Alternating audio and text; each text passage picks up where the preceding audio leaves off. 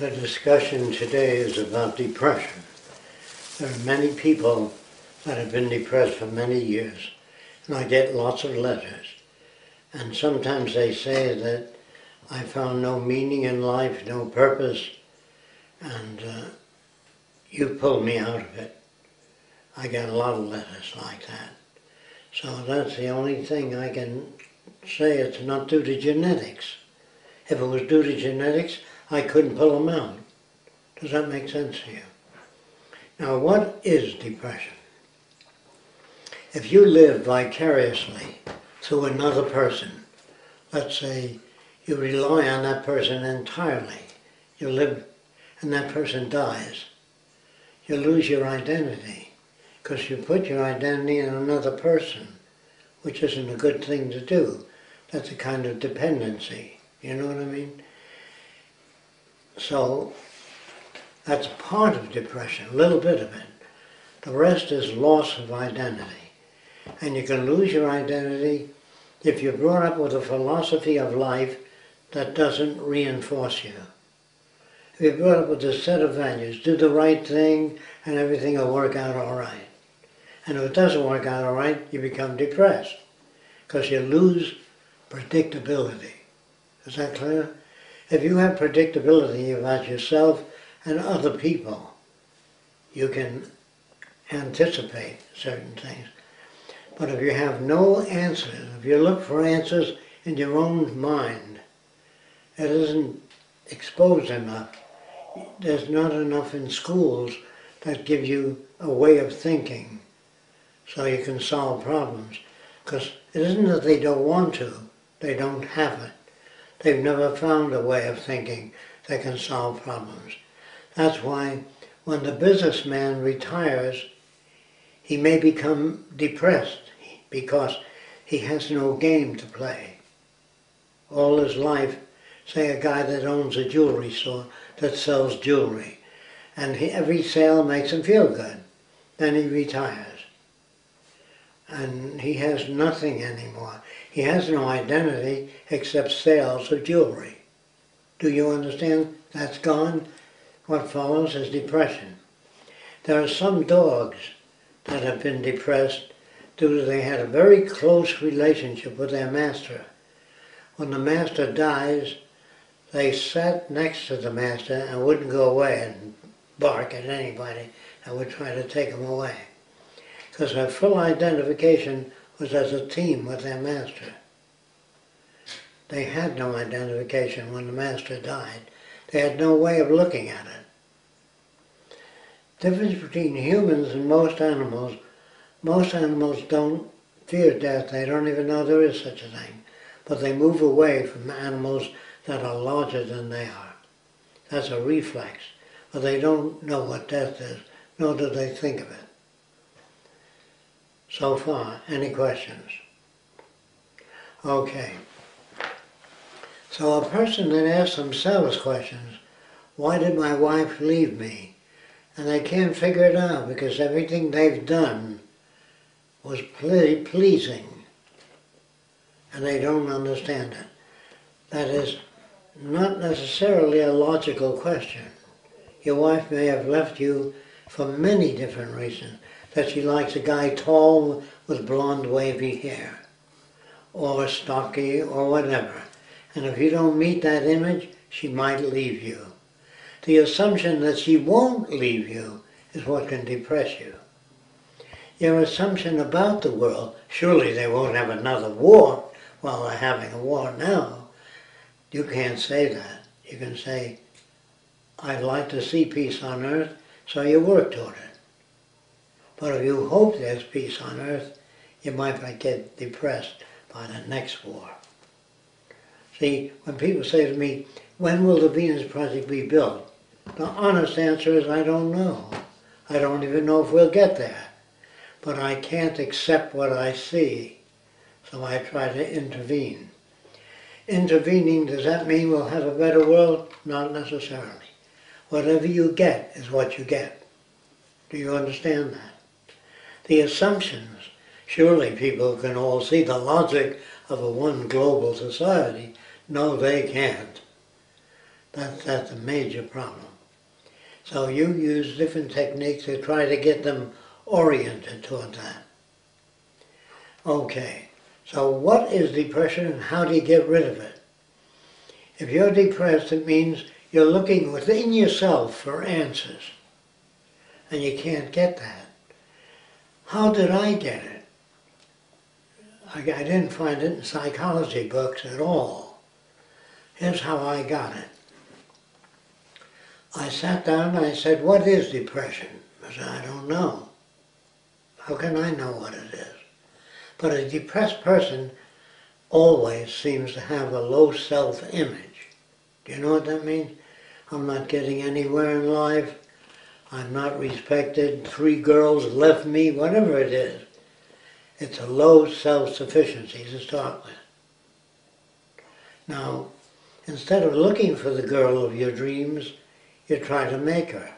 You know what that means? Educate her in whatever way you can. Doesn't mean that it'll work perfectly, no. But it'll work better than you doing nothing. Do you understand that? Therefore, depression is not only loss of self-image, they have none.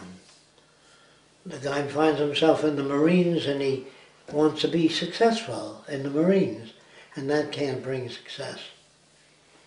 Unless they give you medals and everybody pats you on the back. That's your self-image. I made it, you can say. Or an actor that does a theater actor that acts before an audience, a live audience, and they applaud after. That makes him feel good. A movie, he doesn't know. If he works in a movie, he doesn't know that people are going to applaud. Do you understand that? Therefore, he could encounter depression. Anybody that does any routine, a job, a jeweler, a plumber, an artist, a painter, if they don't get reward for their painting, like you're a genius, you're a good creative, that makes them go on painting. But when people say, what the hell is that supposed to be? If they paint because they like to paint, that's much better if that occurs. If you go for a walk because you like to go for a walk, not because the doctor told you to go for a walk every day, at least a half hour. But if you don't do it because you want to do it, if you go out for a walk through the country and you smell the trees and you look around and you're pleased by that, do it. If it depresses you going for a walk, you have to restore the self-image. In most instances, there is no self-image. So you have to give them a self-image. You have to talk about a lot of things. The person says, gee, I didn't know that water became ice suddenly. I thought it was gradually it became ice. Well, whatever it is, if you expose them to different branches of science and they begin to find answers that satisfy them, their self-image grows. But if you make a Lutheran of a person and says, have faith in God, He'll look after you, if you put that faith in somebody you can't see or touch, it may carry you through. Because you know there's somebody up there that loves you, even though nobody does. That there is somebody up there. That helps some people. But it's not genuine help. Do you understand? Because he says to the minister, what did I do wrong? If you believe in right and wrong, you can get depressed. I must have done the wrong thing. It isn't the wrong thing that you do. It's a less valid thing that you do. It's a less appropriate thing that you do. Do you know what I mean? Not wrong. If you work on something, snap out of that depression. Have faith in yourself and confidence. Well, they might fall, gee, you sound great. But that doesn't take away the self-image. You don't take away the self-image, you add to it. You understand what that means? Whatever the person is. They only have no self-image. They don't know who they are. So they want to take, if you're in pain, that's different. I'm not talking about that. If you have a tumor growing in your lungs and you can hardly breathe, that's something else. That's not depression. That's physical disability. But if you have your health and you feel that you're learning something every day, don't ever assume that you can fix something too. You can try to fix it. I'm going to try to fix it. If that doesn't work, you come at it another way. If that doesn't work, say, I can't handle it. I need more information in that area. That's what self-confidence is. The more genuine information a person has in certain areas, people that do feel, I can't get up before 100 people and say something because I worry about whether I'll goof and they'll laugh at me, you know. Here's how you handle that. You never talk to people to win approval. You talk to people to inform. If you were in a building, you were in the hallway, and a big beam fell on fire, you go in for the 1,000 people, say exit as fast as you can, there's a fire, and you don't feel bad about it. Because what you're saying is essential to their well-being. But when you gamble and you say, I don't believe in God at a church meeting, they can all say, what? You know, they're not going to say, how do you account for all this? They don't even do that. If they don't do that, there's no bridge. You have to build a bridge. Even a religious person, when they get a window cranking, they crank it, the window doesn't open, they take it back to the company. They need verification.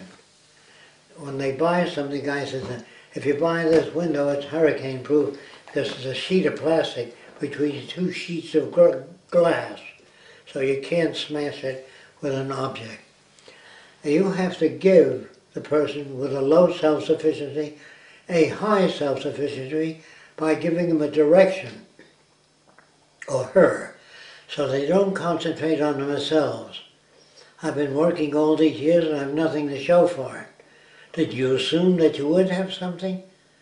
What you have to do is engage in self-image and asking questions. Why am I depressed? Why do I feel insufficient in the crowd? Because I'm hoping the crowd will like what I say. I don't give a shit. If they believe the earth is flat and I find out it's round, I enjoy telling them it's round. If they refuse it, that's their problem, not mine. But if you feel you are unsuccessful in presenting an idea, the assumption that you will be successful is depressing. Do you understand that? That's what makes depression. When you do something and nothing happens. When you row a boat, it doesn't move. If you can get in a boat that you don't know how to use the oar and it doesn't move, you get depressed. When you pull on a string and the motor doesn't start, what the hell, you pull it on until it does start. Or you learn that you might have to change the spark plug. It might have a shorter gap or a longer gap, and you bring the gap closer together so you have a spark. If you don't know those basic things, you can kick the lawnmower. We tend to project living human characteristics into things. Sometimes if your binoculars don't work, you throw them on the couch. You know what I mean? Because you get mad at the binoculars. You give it a personality. God damn it, you should work. I paid $40 for it. That's why it should work. No, you paid $40 and it doesn't work. So you take it back. Or you leave it until you go into town again.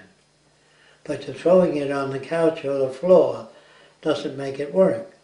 Sometimes, if there's a loose wire in your TV set, you kick the set and the wire, it'll go on again. And so sometimes that carries on that type of value system. I think I covered everything related to depression. It's a low self-image, or no self-image, or looking for justice. If you give them something to do that they identify with, not something that you like, something, talk to them about Venus Project, work on it, talk to other people, then they feel they're doing something. If other people don't understand them, they might feel disappointed. What they're disappointed in is their inability to make contact with other people. So it takes practice and error and mistakes.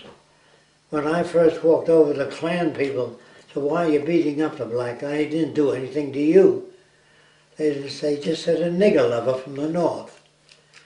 They did not hear that, nor could they hear that. Do you understand? So if you talk to a depressed person and you show them what it is, so they know what's wrong with them, they don't have a self-image. How do you get a self-image? By learning new things. By learning things that take you out of the old value system.